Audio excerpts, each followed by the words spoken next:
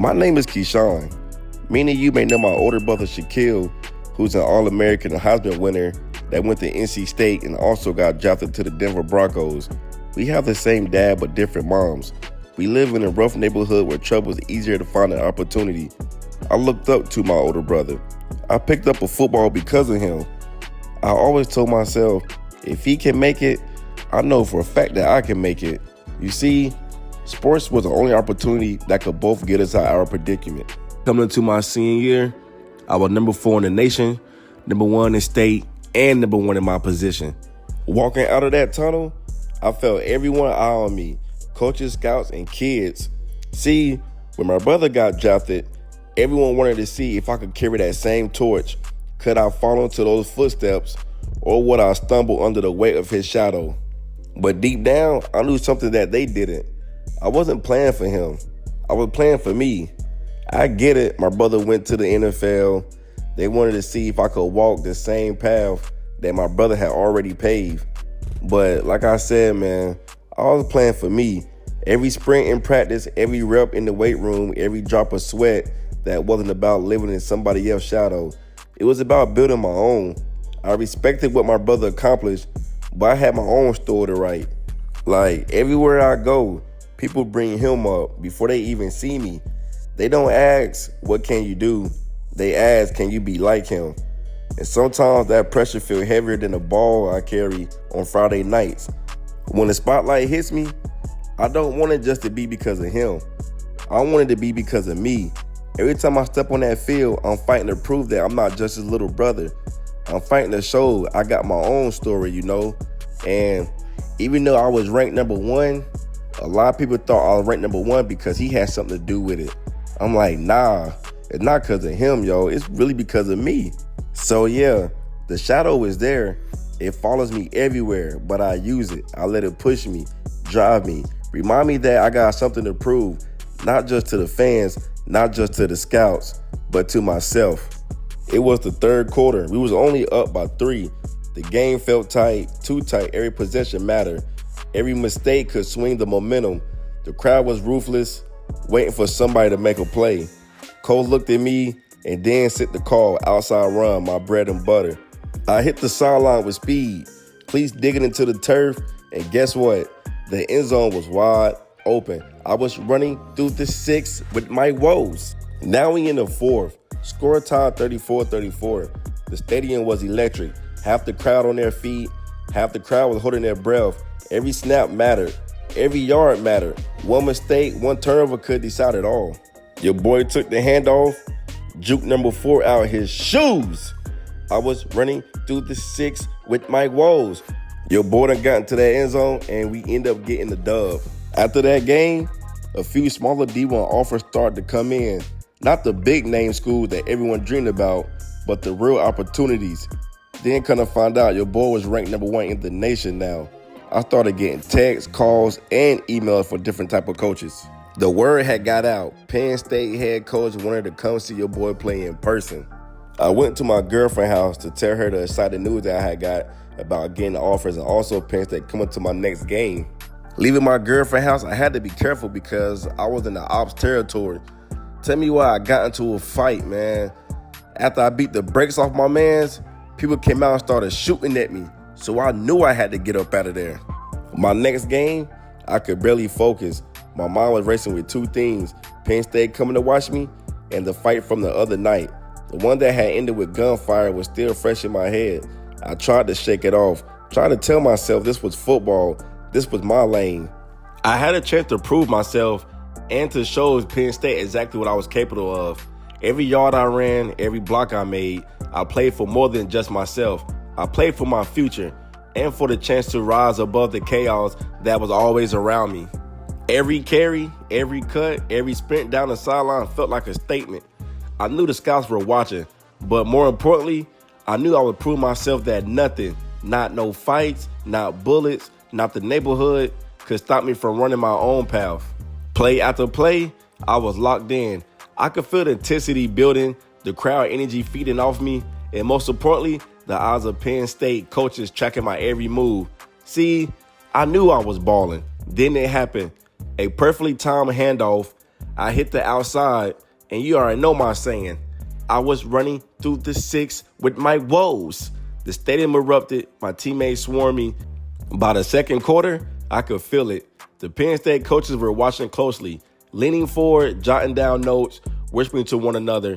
Every juke, every breakaway run, every catch I made seemed to raise their excitement. I wasn't just playing. I was putting on a show. I was showing them exactly why they decided to come see me. I ended up getting to that end zone, man. Everything I worked hard for was finally showing. After my second quarter touchdown, I glanced into the crowd and froze for a split second. Bruh, tell me why I see the dude I had gotten to a fight with just a few nights ago. But I didn't let that distract me. I reminded myself why I was here, to play my game, to show Penn State what I was made of, and to stay in my lane. The past, the fights, the streets, they weren't a part of this field. But I ain't gonna hold y'all. Buddy came to the game mad deep with his people. I think they were trying to terrify me, but I wasn't worried about none of that. You see, your boy got to that end zone once again. Plus, another reason why I wasn't worried about them, because I also had my people in the stands. Man, they weren't going to let nothing happen to your boy. That goes to show you I had the streets behind me. Later in the fourth, we was down. So I hit the end zone, and in that instant, I knew I had done exactly what I came to do. Every cut, every dot, every yard I had gained up to the point had built to this moment. Penn State done saw it all. The speed, the vision, the strength, and the determination. After that game, my phone started buzzing nonstop. More D1 offers started to roll in. Coaches from schools I had dreamed about reaching out and impressed with what they had seen on film. But the one call I've been hoping for, man, tell me why Penn State done called and gave your boy a full scholarship. I was beyond blessed. The very next morning, my car, my ride, it had been shot up. Bullet holes in the door and window, glass shattered, dents marked where the rounds had hit. My stomach dropped. This was a fallout from the fight a few nights ago. A stark reminder that the streets didn't forget. Neither did the people who I crossed paths with. Stepping onto the field, I couldn't shake it. My car was still on my mind. The one that had been shot up a few nights ago.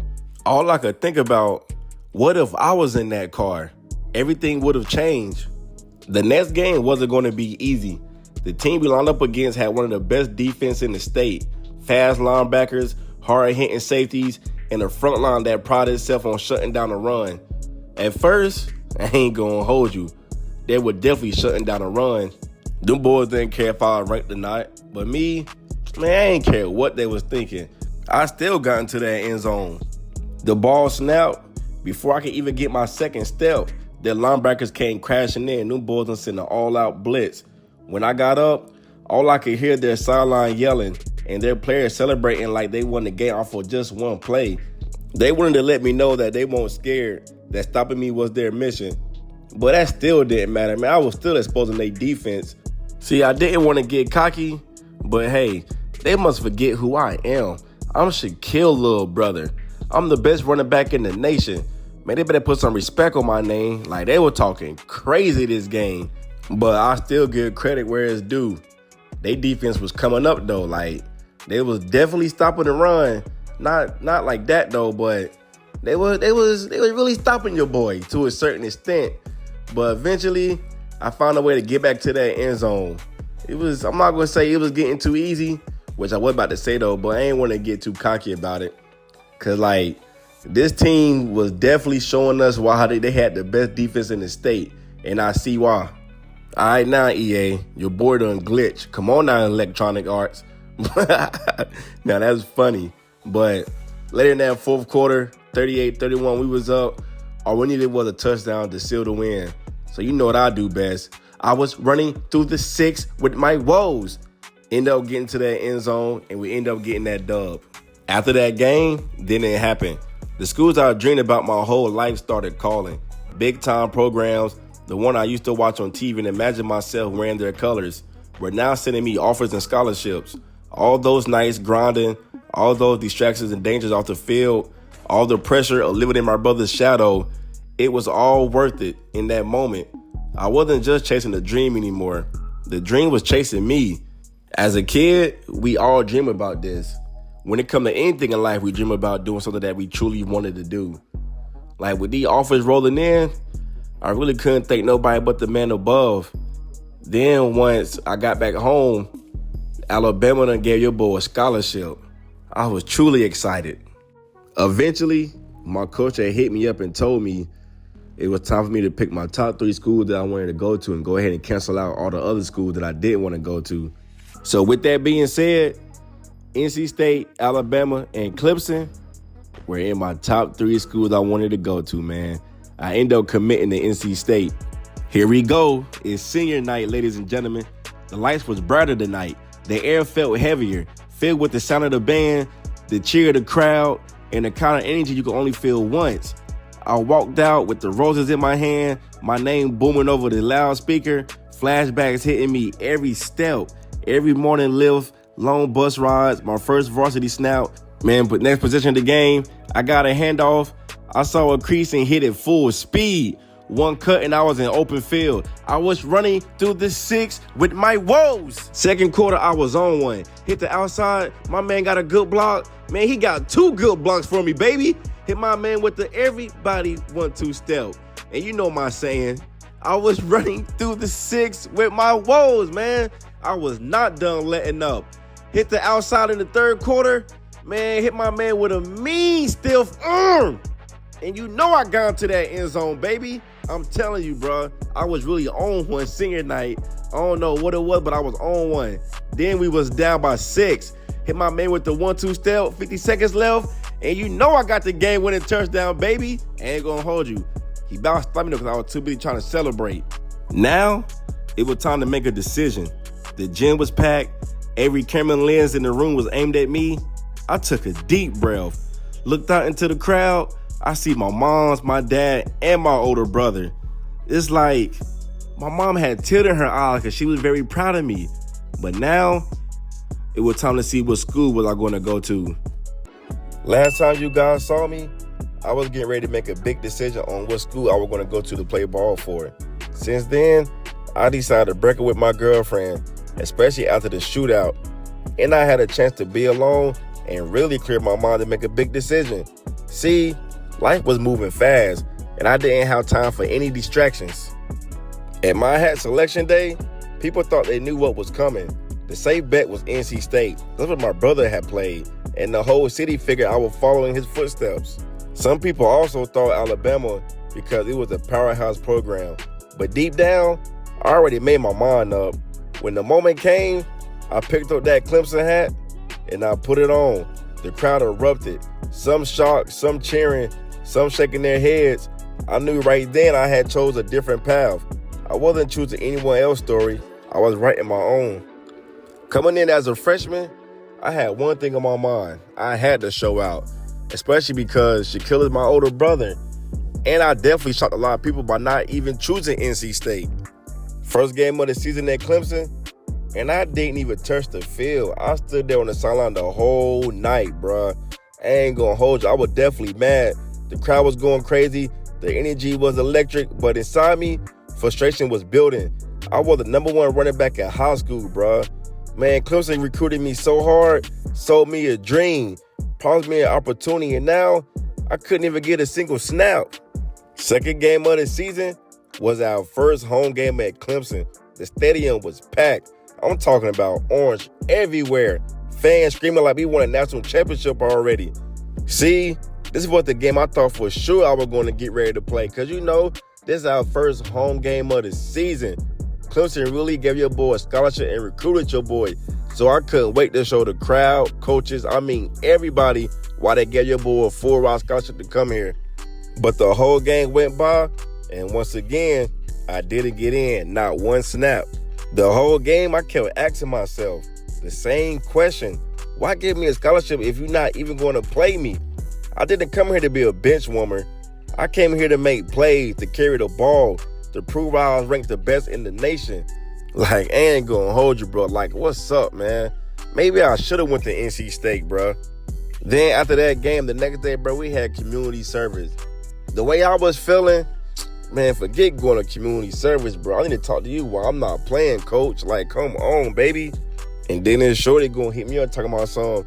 I think we met last year. Man, last year I was in high school. I don't even know you, shorty. You was not about to get me caught up, so I can't even do it. All I had was on my mind was, why wasn't I getting any playing time? I wanted to transfer, but before I made any moves, I decided to call my older brother Shaquille. Y'all know, the one that played for the Denver Broncos. If anybody knew what it takes to make it, it was him. When my brother picked up the phone, all I said was, bro, I'm done with this. I'm not playing. Coach not showing me love. I can't keep wasting time, bro. I think I'm about to hit the portal. He let me vent to him, then hit me with the big brother wisdom. Told me not to rush. Told me sometimes you got to weather the storm before you shine. He reminded me that talent always rises. And if I keep grinding, my time will come, whether at Clemson or somewhere else. We talked for a good minute, and I appreciated him too because I definitely needed this conversation because I didn't know what to think. The next day at practice, man, I started balling out, bro. I really was trying to prove a point to these people. Like, bro, you don't put the number one running back in the nation on the bench.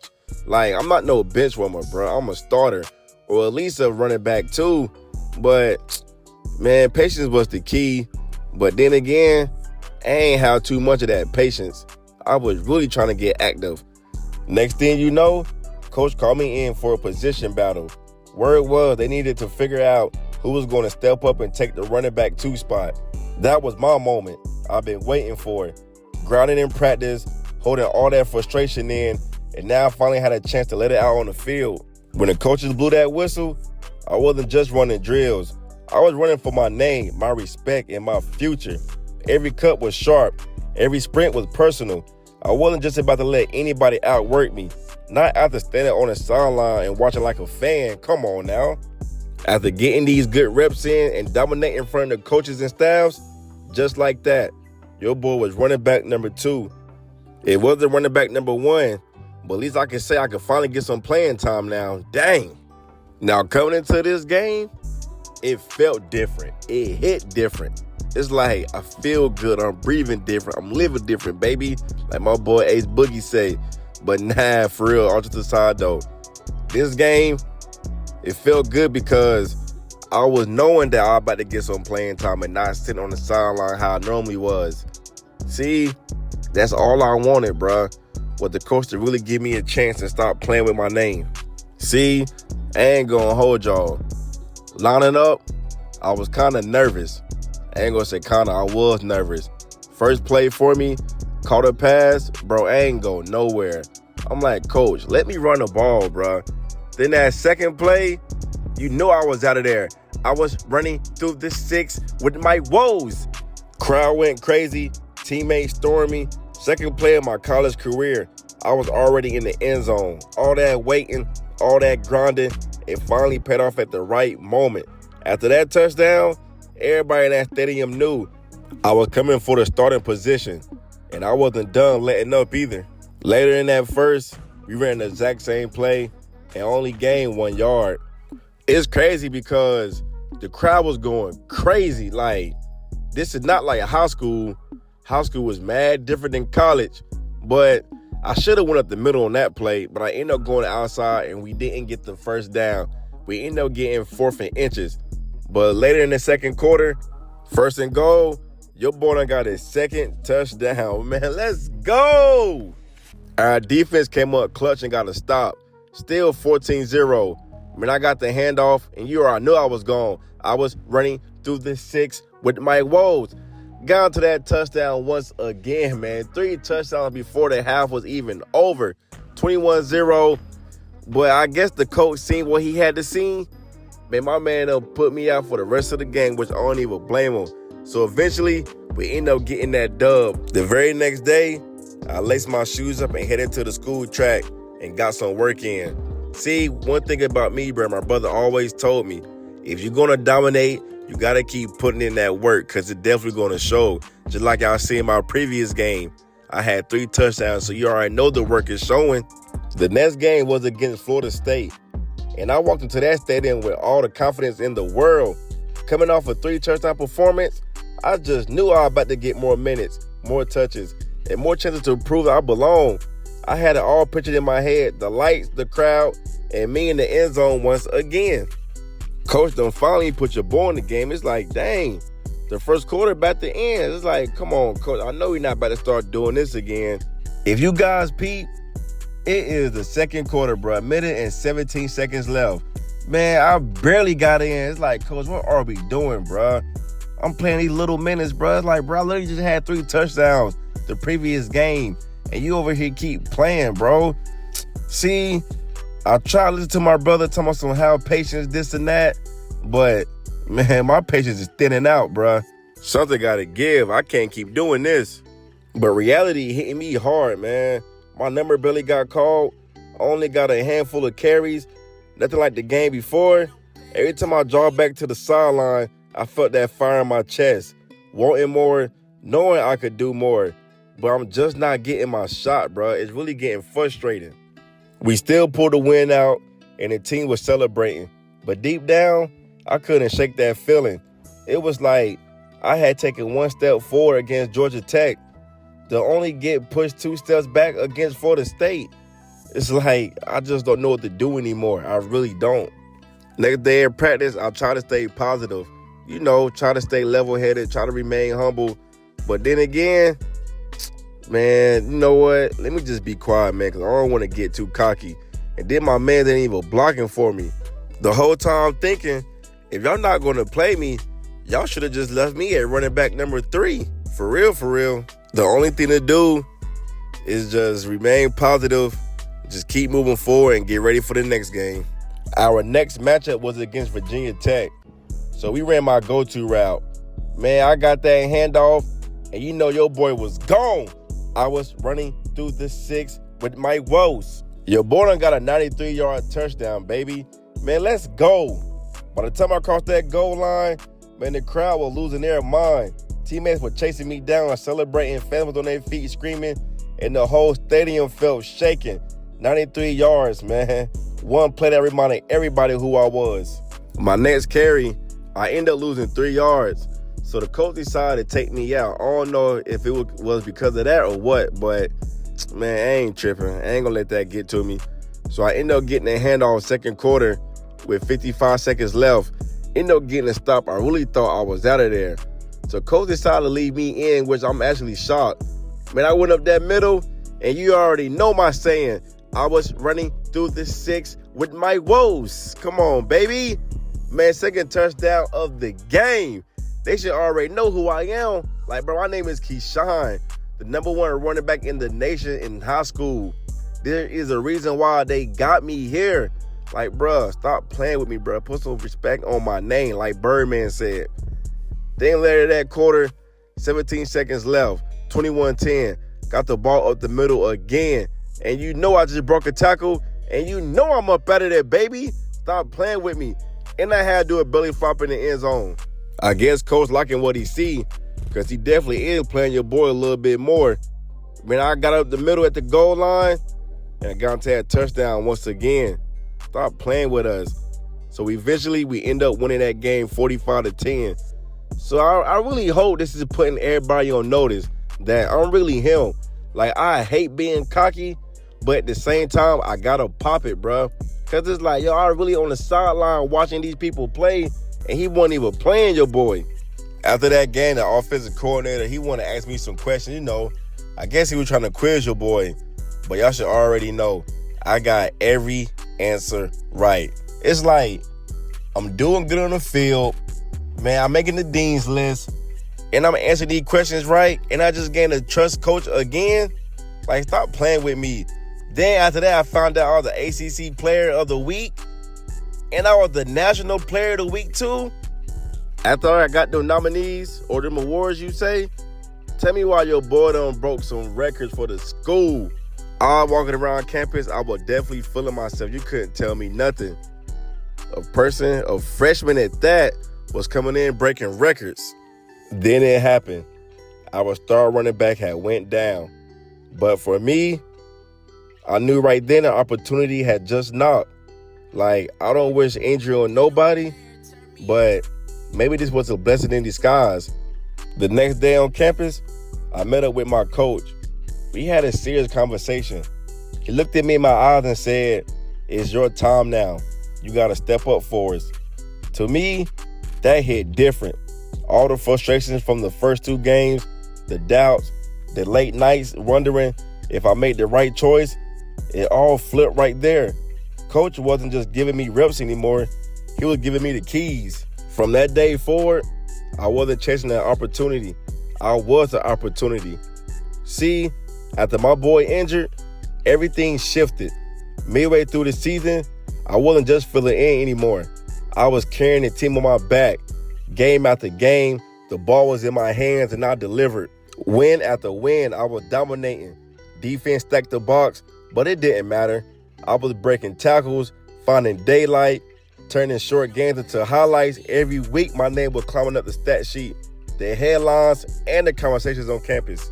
Clemson football wasn't just about tradition anymore. It was about me setting the tone. I went from being the kid watching from the sidelines to the one who had the whole program to lean on, and I love every second of it. You can definitely say, man, everything I wished for was finally coming to light. I couldn't thank anybody but the man above. Midway through the season, we were number 1 in the nation, and we were in the ACC championship game versus Louisville. Drive after drive, coach kept feeding me, and I kept delivering it. Breaking tackles, cutting back across the field, dragging defenders like they were nothing. It didn't matter if it was the third and short or first and long. I was moving the chains, keeping the offense alive. The whole game, Louisville tried everything, and I mean everything. Stack the box, crash the edges, bring the safeties down. None of it mattered. By the fourth quarter, it wasn't even about stats anymore. It was about dominance. The crowd knew it. My teammates knew it. Louisville knew it. I was carrying Clemson straight to the win, straight to the ACC trophy. When the clock hit 0 and the confetti rained down, it hit me. I didn't just play in the ACC championship. I dominated it. We were deep in the playoffs. Our next game was the Orange Bowl. We were playing against UCLA. Bright lights, big stage, everything I had dreamed since high school. I was locked in, ready to dominate. But then it happened. My boy Boswell came back. See, at first, I was thinking like, we're should have low. We be on some LeBron or Wade duo, MJ Scotty duo. But, boy, I was wrong. See, first quarter, I got the ball. I was out of there too. I was running through the 6 with Mike Woes. But I don't know what I was thinking, bruh. I tried to cut back. I should have just kept going. Maybe I was overthinking because it was the Orange Bowl. Then second and goal, didn't get it, man. I'm like, dang it. I just knew I was about to get into that end zone. But reality hit quick. The snaps weren't the same. The carries I had worked for, earned, fought to prove that I deserved, they weren't coming my way anymore. Every time I looked up, he was on the field. I was back on the sideline. I mean, don't get me wrong. I got a catch right there before y'all say something, but you just caught a catch. Man, look what quarter it is. I'm barely getting any plays. I was beyond mad. After carrying this team midway through the season, after dominating the ACC championship, then my man overthrew me. But anyways, I felt like I had been pushed back into the shadows. I wanted to cheer for the team, but deep down, the fire inside me was burning hotter than ever. I didn't just want the snaps. I needed them. Even though I barely touched the ball, we still got the win in the Orange Bowl. And no matter how mad I was on the inside, I couldn't take that away from my brothers. I was still happy for the team. When the clock hit 0, we celebrated on the field. I had to remind myself that this was bigger than me. We were chasing a national championship, and we weren't done yet. Yeah, I wanted to shine. Yeah, I felt overlooked. But at the end of the day, we advanced, and Clemson football was still rolling. Next up was the Rose Bowl against Georgia, the granddaddy of them all. Lights, cameras, millions watching. This was the stage every player dreams about. I walked into that game with my head high, ready to remind everybody who I was and what I could do. All I had on my mind was to kill. I ended up doing a comeback route, caught the ball. I ain't gonna lie, I thought I was up out of there, but I wasn't. But here we go again. Same story. I barely got any playing time, barely got touches. Every time I thought Coach would call my number, he went another direction. I stood there on the sideline, helmet strapped, heart racing, waiting to explode. but the chance never really came. Like, come on, coach. After everything I've done, after carrying this team when we needed it the most, this was supposed to be my moment too. But instead, I was left watching, boiling inside, asking myself, why I even chose this path? Like, come on. I hate to keep bringing this up, but I'm the reason we even got into the playoffs. I was the one carrying the team when Bothwell went down, the one dominating week after week after week, the one who set the tone, the one who tore Louisville apart in the ACC championship. It didn't feel right. I wasn't just mad, I was hurt. All that work, all that grind, all those sacrifices, and when the lights were on the brightest, I was left in the shadows. Eventually, we lost 16-3. Georgia didn't beat us. We beat ourselves. And deep down, I knew why. I didn't even play. And when I did, I barely got touches. The whole offense felt flat, predictable, easy to stop. And I knew I could have changed that the coach would have just trusted me. Crazy part is, the crowd knew it too. Every time I stood on the sideline, bruh, the fans were yelling my name, begging coach to put me in. People were furious, not because we were losing, but because I wasn't being used. When we got into that locker room, I told the coaches exactly how I was feeling. I looked dead in the coach's eyes and told him, y'all really let this season slip away because y'all didn't trust me. I carried us here. I got us to the playoffs. And when it mattered the most, you sat me down. How does that make sense? Coach knew he messed up because he couldn't say nothing. All he could do was just shake his head. But you guys see that Georgia ended up beating USC in the championship, 38-20. So later that year, I ended up walking to campus because I had to talk to coach, man. I ended up going to his office. With Bothwell coming back next year, healthy and ready to reclaim his spot, and after the way I spoke my mind to the coaching staff, I'm only laughing because I did snap on them. But anyways, I knew for a fact that the road ahead at Clemson wasn't going to be easy. See, my chances with Clemson was 50-50. Maybe I'll play, maybe I won't play. But deep down, I knew I had to make a choice. It's either stay loyal to Clemson and fight for every snap, or hit the transfer portal and write my new chapter somewhere that would actually value me. But one thing for certain, I wasn't built to sit. I was built to play. And whichever path I chose, the next move was going to define my career. So y'all let me know what I should do. Should I stay or should I transfer? Last time y'all saw me, I was walking to the coach's office. And just know that conversation, it didn't go too well. But I ain't going to do too much talking, man. Let's go ahead and get right in because I know y'all ready to see what's about to happen. So let's get it. Walking into my coach's office, I already knew it was going to come down to two things. Either he was going to start me or he wasn't. No middle ground, no sugarcoating. So I had to ask him. I need to know where I stand. And I'm your guy or I'm just a backup again. Coach didn't even hesitate, man. Tell me why he looked at me in my eyes and told me straight up. His mind was made up. Bothwell was going to start. Walking out of that office, it was clear as day. Clemson wasn't going to be my story anymore. If I wanted to shine, I wanted to be respected for the player I truly was. So it was time to enter the transfer portal. Right after I left the coach office, man, tell me why I ran into Bothwell outside of campus. Man, he started talking crazy, telling me, this is my team, you ain't spit, you ain't none of that. Bro, we started brawling. Like he was getting the best of me. But come on, bro, I'm from the 336, bro. Don't ever disrespect me like that, bro. Man, I started beating the brakes off my mans. Man, after that, bro, I knew my time at Clemson was done. When I entered the portal, it was like flipping the switch. Every big name school started contacting me. My phone started blowing up, nonstop calls, text DMs from every big school you could think of.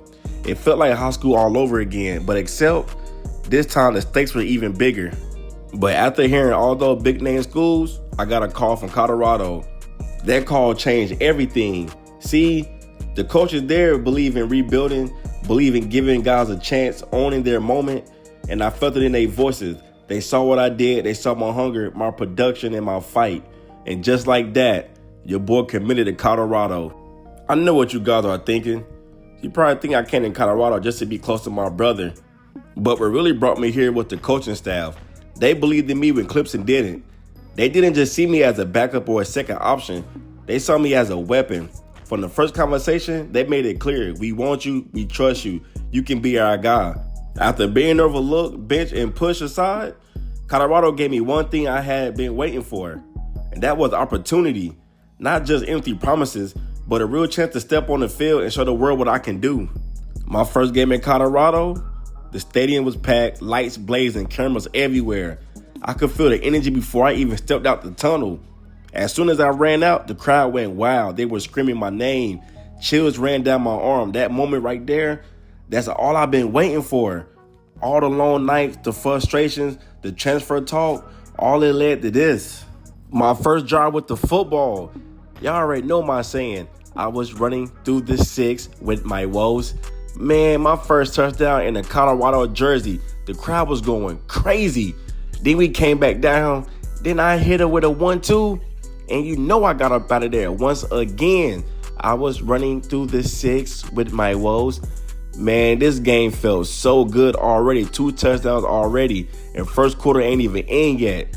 2 seconds left. 1st and 10 in the first quarter. Man, I hit the outside, hit my go-to.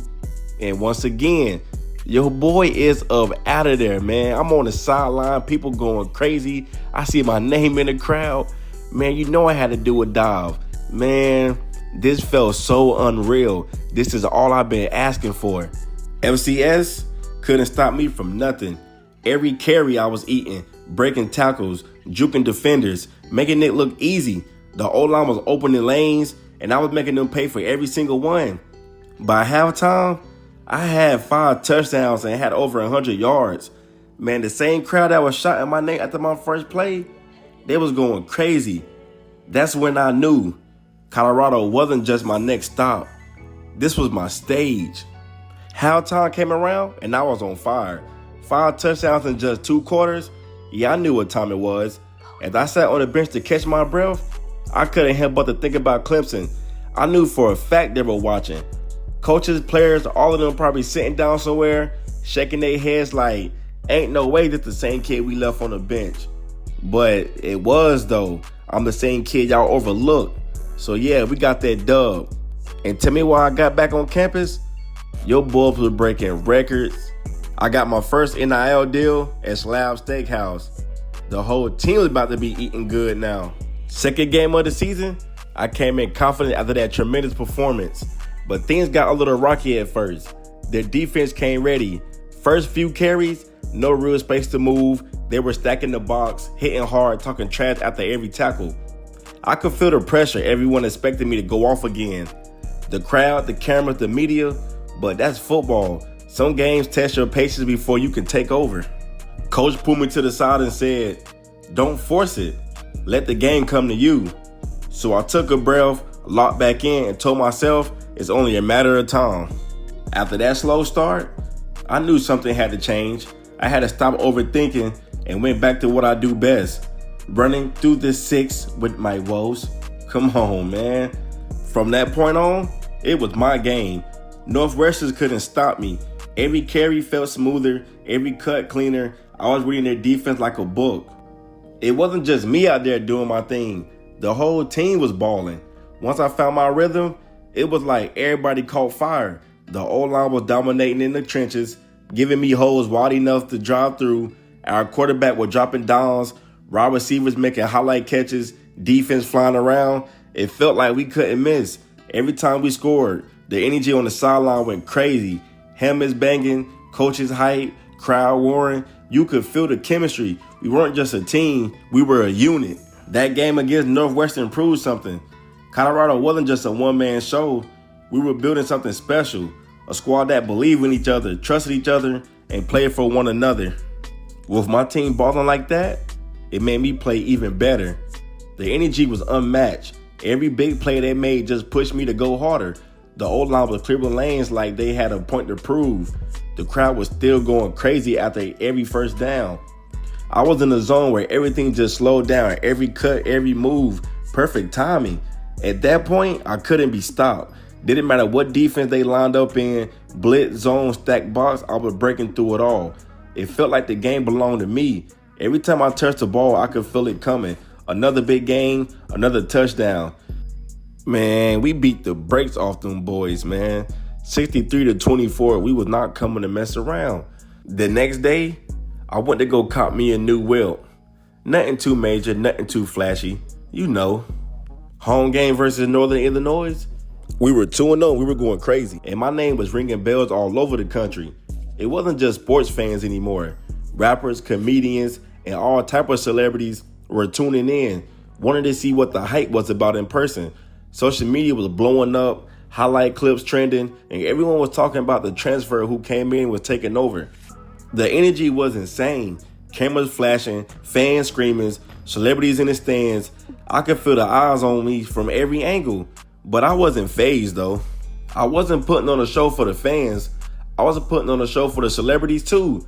Rappers, comedians, athletes, all type of big names were in the stands, watching every move I made, every juke, every stiff arm, every touchdown. I felt the eyes on me. It wasn't just a game, it was a performance, and I was the main act.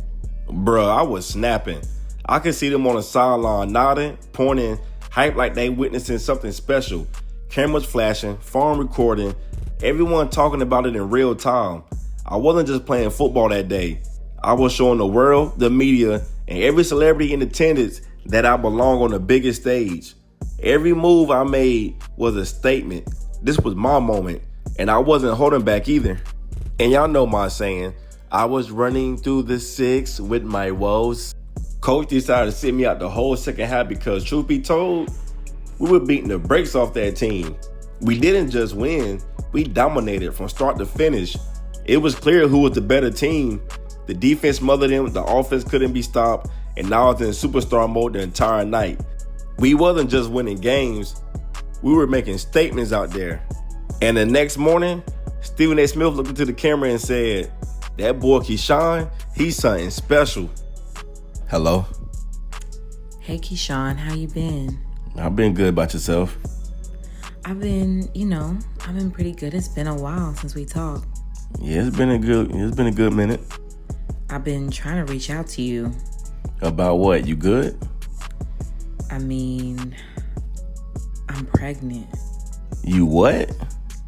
I'm pregnant. Is it mom's? I mean, not trying to be disrespectful. Why would you even ask me that? It's yours. Finding out my ex was pregnant, I didn't know what to think. My mind was all over the place. Part of me was shocked, part of me was scared, and I didn't know how to feel.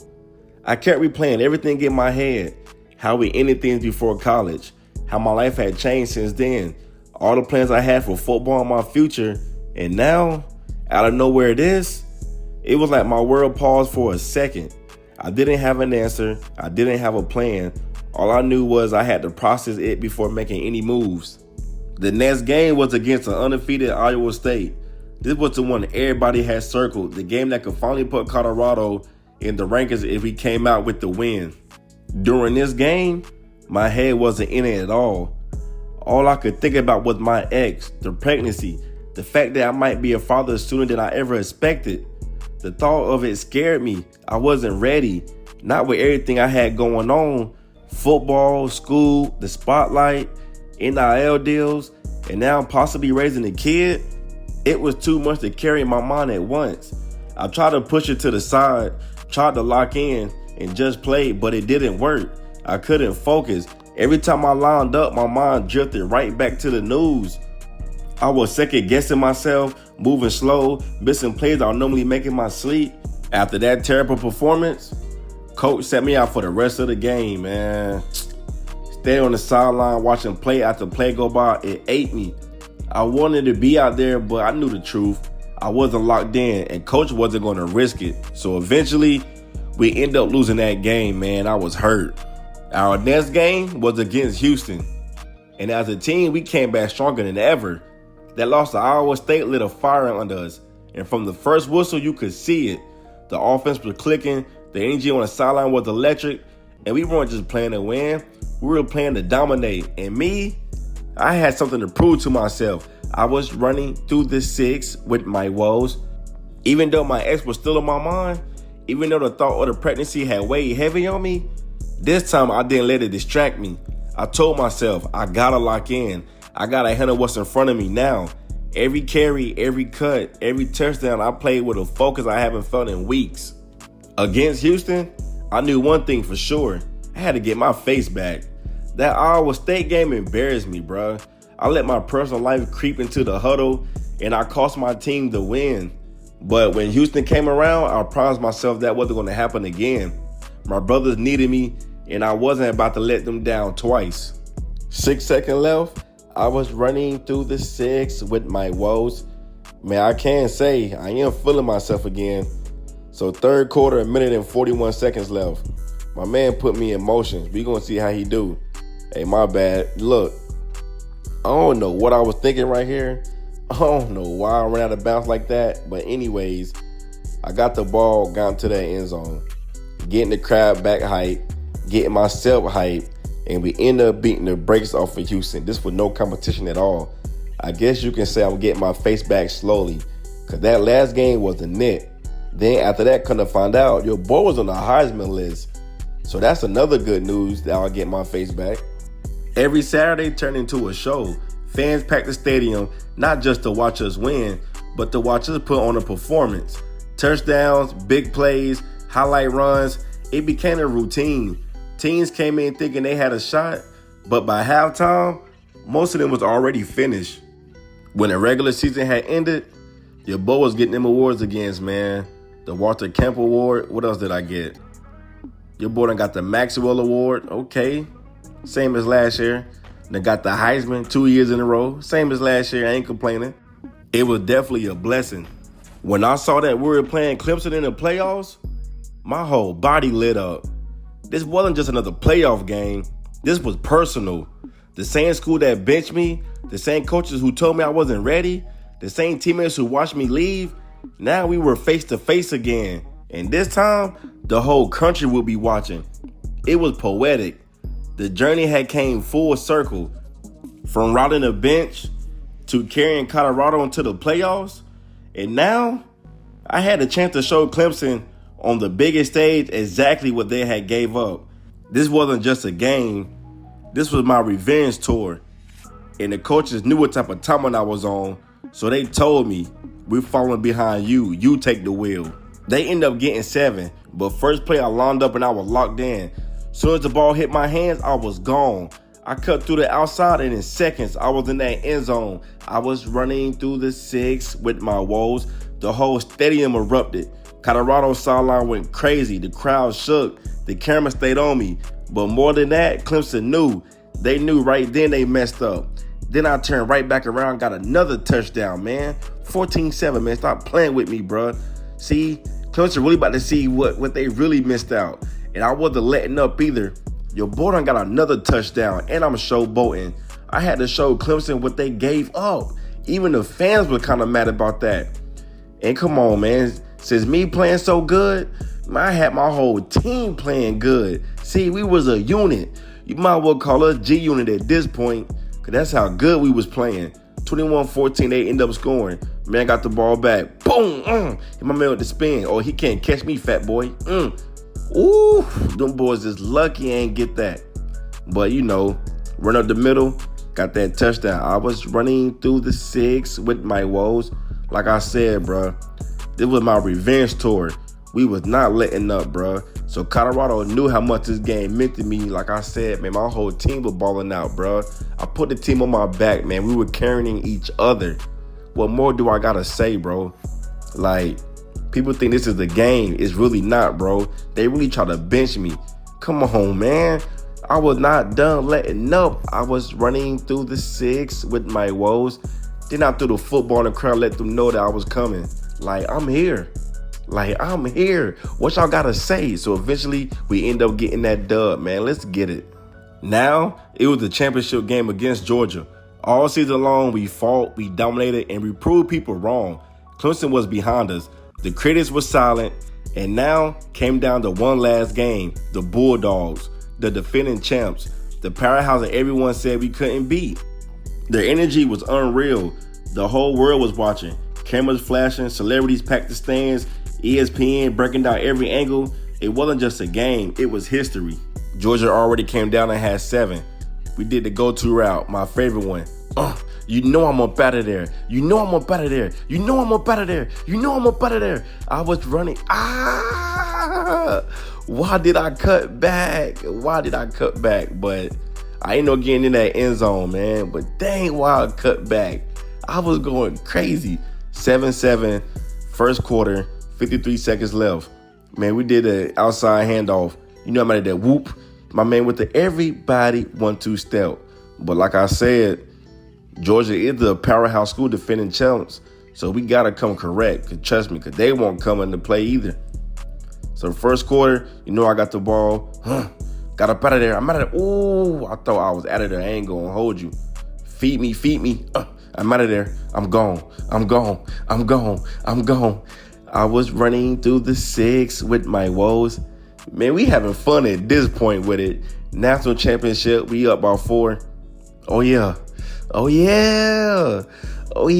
Man, we clicking on all cylinders right now. Oh, yeah, look at me. Screenplay. I'm out of there. I'm gone. I'm out of there. Let's go, baby. Let's go, man. I was running through the 6 with my woe. This is man, I was supposed to do this last year, bro. But Clemson didn't play your boy. Come on. Get up out of there. I'm gone again. I'm gone. Ooh. That boy don't hold me down. I ain't gonna lie. He like that, though. Oh, yeah, what we doing? Another handoff. I'm out of there. Oh, yeah, come here. Get my man with the mean hurdle. Stop playing with me, bro. And we got a touchdown. Man, come on, man. We are not coming to play. 28-10. Get off me. Got another hurdle. Yo, see, if Clemson would have played me, this is what we would have been doing. But enough of Clemson, man. I'm with Colorado right now. 31-10. Let's get it. Woo. Got a juke. Got in that end zone once again. I was running through the 6 with my woes. And just like that, we are the national champs, baby. The confetti rained down. The roar, the crowd was going crazy. We had just taken down Georgia, the defending powerhouse, and made history. I held that trophy in my hands. Teammate mobbing me. Fans going crazy. And I couldn't stop smiling. From being benched at Clemson to transferring to winning the Heisman and now standing on top of the national champion, the journey came full circle. Man, look, y'all. This is a message to anybody. No matter how many people doubt you, when you believe in yourself and grind, you can rewrite your own story. So keep going and keep shining. Let's go. A few days later, I got a call that my ex was about to go into labor. So I ended up going back home, to my hometown, go to the hospital. I couldn't miss this moment. I am about to be a father. So here am I, fresh off a national championship, Heisman on the shelf, confetti still stuck in my shoes, and now I'm walking to the hospital. Life moved fast. One night I'm the star of the biggest game in college football. Days later, I'm facing something bigger than any trophy, fatherhood. I can't tell you what's about to happen just yet, but what I can tell you is everything is about to change. Stay tuned, and I'll tell y'all the rest next episode.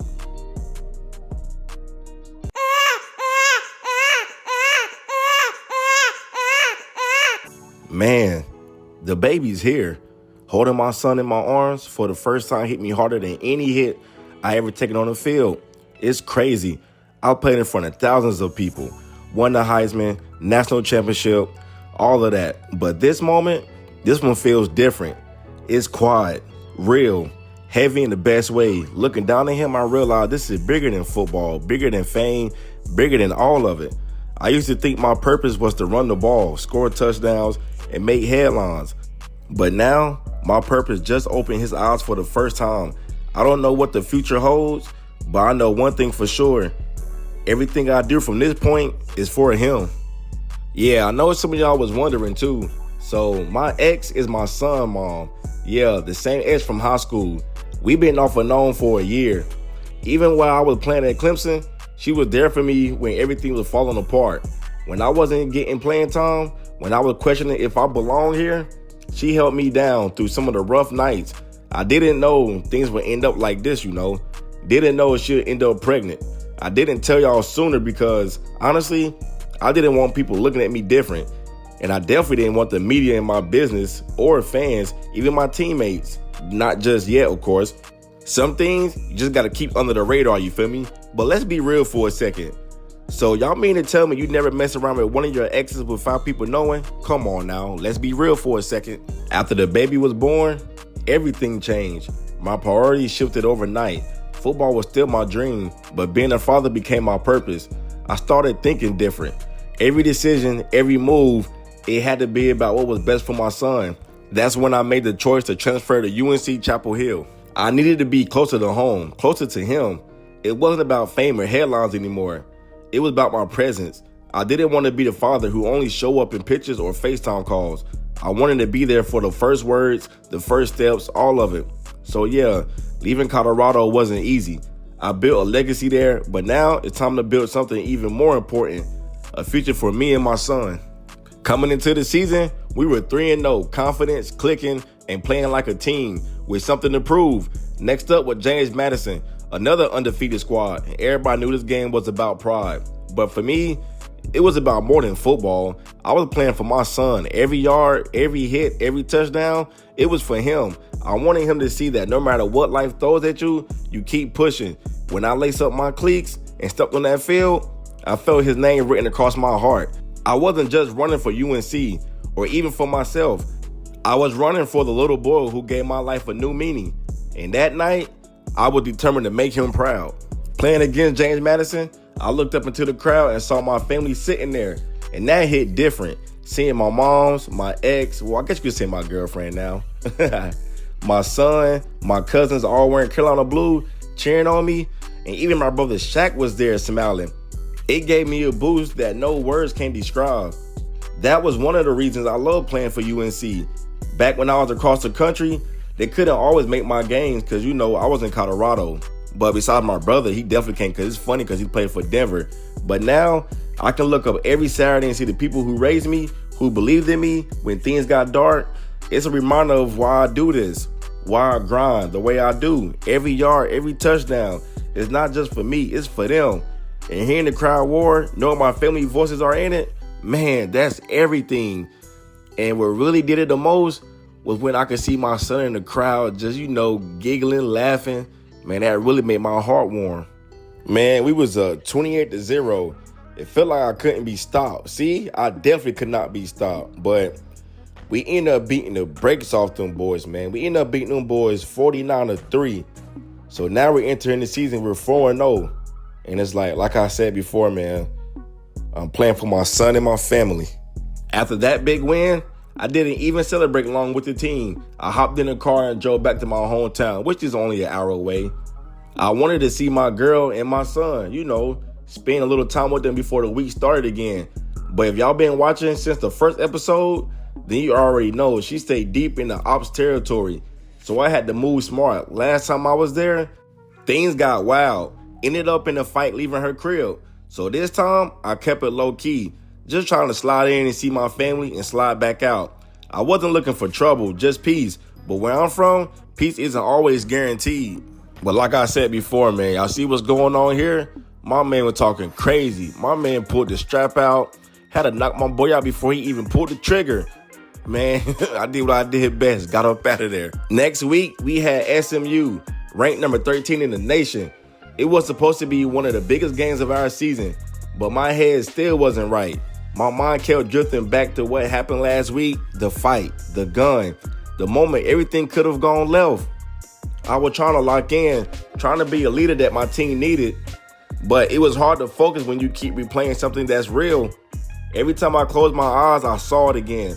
I told myself I was good, that I could push through, but deep down, I was still shaking. That wasn't just some random street moment. That was a reminder of how fast everything can change. And stepping on that field against SMU, I knew I wasn't just fighting for a win. I was fighting to get my peace of mind back. After I snapped back into reality, everything started to click for us again. The team was locked in, focused, hungry. Every drive felt smooth. Every play executed perfectly. We were balling straight up. Couldn't be stopped. SMU came in ranked number 13 in the nation, thinking they was about to make a statement. I do get it. They ranked number 13 in the nation, and we're not even ranked yet. I'm actually shocked that we're not ranked, but hopefully when we do beat them, we will finally be in the rankings. So I'm just thinking like we're probably maybe like 24 or 20 in the nation. But second quarter, 14-10. Oh yeah, let's go. Got that first. But I knew I had the ball because I know I had my girl, my family, my mom watching. And my son watching the game too. Well, he a baby. He don't know what he looking at right now. But he will know that. Well, I ain't gonna say he will know though, but when I get older, or when he get older, I will show my son my college highlights. Because by the time I get older, I will be in that NFL. Excuse me, by the time he get older, I'm going to be in the NFL. But at the end of the game, the scoreboard said 49-13. Pure dominance. The crowd was lit. The sideline was hype. This was a reminder that no matter what life throws at me, when I'm locked in, there's nobody touching us as a team. And with me being a leader, I got to set the standards. Middle of the season, everything was rolling. I was stacking up yards, stacking up wins, and stacking up money from all my NIL deals. Life was finally starting to feel steady. But then out of nowhere, my ex hit me with something I didn't even see coming. She wanted to put me on child support. And that one hurt because I've been there since day one. Diapers, formulas, doctor visits. I handle all that. Never miss a beat. My mom could tell something wasn't sitting right. She called me and said, son, I don't want to overstep, but something about this doesn't feel right. You should take a DNA test. I didn't want to believe it. I didn't even want to think that way.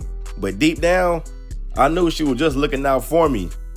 Or maybe, never mind. I ain't going to say that. But now I'm stuck in my head again, wondering if everything I thought I knew is about to change. Next game was against Duke, ranked number 3 in the nation. One of the biggest games of our schedule and one of the biggest rivalry. Even though it's not basketball, it's football, but the rivalry still means something. But honestly, my head wasn't where it needed to be. My girl just hit me with some news that I didn't even expect. She was trying to put me on child support. After everything I done, everything I provided, that one hurt. It had my mind twisted all week. I was showing up to practice, going through the motions, but mentally, I was somewhere else. I was thinking about, about my son. Like thinking about how money can, man, dang, I'm thinking about this, bro. Like stress can tear things apart. When Saturday came, I tried to lock in, but that cloud was still there. I wasn't just battling Duke on the field. I was battling my own thoughts. It was third quarter. We were down 14-10. The clock was ticking. The whole stadium was on edge. Fans standing, coaches yelling, energy thick in the air. I looked around at my teammates and I could see it in their eyes. We needed a spark. And they were looking at me to light it up. All the noise faded. All the pressure disappeared. It was just me, the ball, and the end zone waiting. I told myself, you've been here before. You built for this. We didn't come this far to fold now. One drive, one shot. We had to get in that end zone. Not just for the score, but to show them that we don't break when it matters the most. 24-23, we were down. Fourth quarter, I got a handoff. I'm trying to do everything to put this team on my back. 2nd and 11. Went up the middle. Oh, we got a fumble. Yes, sir. Let's go, man. We picked it back up. God is good. Man, God is good for that, for real. Man, 4th and 15. Oh, yeah. My man threw it deep. What is he? Oh, my God. My man done caught a dot. Man, let's go. We needed that. Now we going for the 2-point conversion. Oh, yeah, I'm taking this myself. Oh, yeah, feed me. Man, let's go, baby. 31-24, man. And just like that, we put the icing on the cake, and we end up beating Duke. Man, we beat them boys 31-24. Man, that was a great comeback for us because we definitely needed that win. Man, let's go. I was sitting in my car on campus when my phone rang, and that call changed everything. The voice on the other end said the words that I thought I'd never hear. The DNA test came back. Keyshawn, I'm sorry, but your son is not yours. That night, I couldn't sit still. My mind was spinning. My chest felt heavy. The more I tried to calm down, the worse it got. So I got in my car and drove home. Like I said, it's only about an hour from campus, but it felt like the longest drive of my life. Street lights blurring past, music off, just silence and anger building with every mile. I pulled up to my ex house, heart pounding so hard, I could feel it in my throat. I wasn't going there just to argue or yell.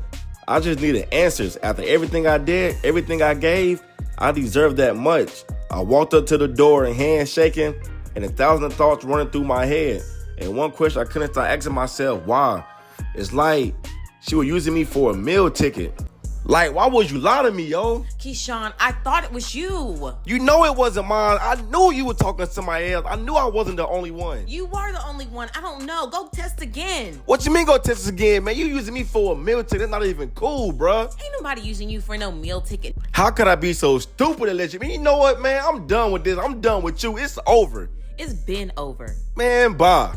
After that argument with my ex, I wasn't myself. My head was all over the place, trying to balance football, family, and emotions that were eating me up in the inside. When game day came, it showed. I played terrible, missed blocks, dropped easy passes, couldn't find my rhythm. It was like every mistake I made just reminded me how off I was. The team was dependent on me, but my focus was gone because of that. We ended up losing that game, and it was all my fault. We even lost to Miami in the ACC championship. And like I said again, it was all my fault, man. Even though we lost to Miami, we didn't let that win get to us. We ended up playing Penn State, beating them 18-13, and we were in the playoffs. We played USC Trojans in the playoffs. One of those games you dream about. The lights, the noise, everything on the line. I told myself before we even stepped on the field, whatever it takes, I'm going to carry this team, and I meant it. Every drive, I ran like it was my last. Every hit, I got up stronger. I gave everything I had, my body, my heart, my energy, trying to drag us across the finish line. But sometimes effort just isn't enough. We fought hard, tooth and nail, but in the end, we came up short. The scoreboard said we lost, but that didn't tell the whole story. It didn't show the fight, the passion, the sweat we left out there. Walking off that field, I was hurt. Not just because we lost, but because I knew how bad we wanted it. And no matter what, I'll never forget that feeling. And just like that, man, we were knocked out the playoffs. Man, heading back home after that loss to USC felt different. Season over, semester done. And now I'm thinking to myself, what's next? I had a solid year, did my thing. But now the real decision is here. Do I stay one more year in college? Or do I take that leap and enter my name in the NFL draft? So I need you guys to comment below on what should I do. Stay one more year in college or enter the NFL draft.